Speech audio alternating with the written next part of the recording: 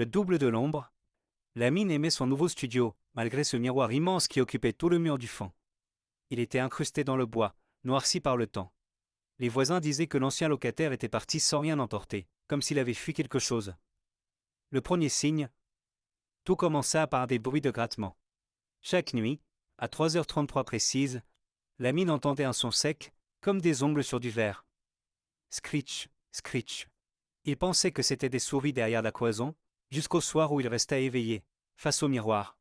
Dans la pénombre, il vit son reflet. Mais il y avait un décalage. Infime. Un retard d'une milliseconde. Quand Lamine clignait des yeux, son reflet semblait fermer les paupières un instant plus tard. La fissure du monde.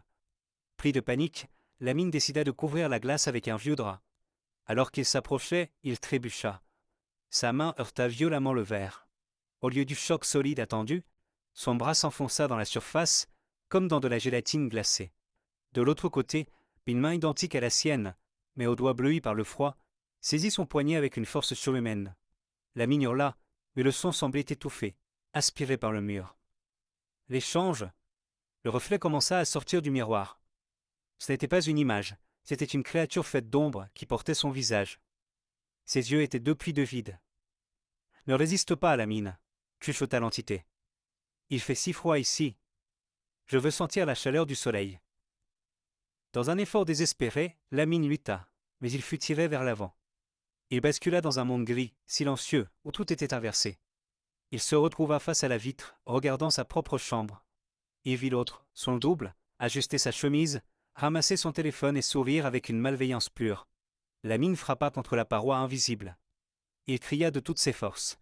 Mais dans le monde réel, son double se contenta de recouvrir le miroir avec le drap noir, plongeant le vrai Lamine dans une obscurité éternelle. Alors qu'avez-vous pensé de l'histoire de Pouet et Lamine ? Si ce frisson vous a plu, n'oubliez pas les amis. Abonnez-vous pour ne rater aucune légende urbaine. Likez la vidéo ou ce message pour soutenir la chaîne.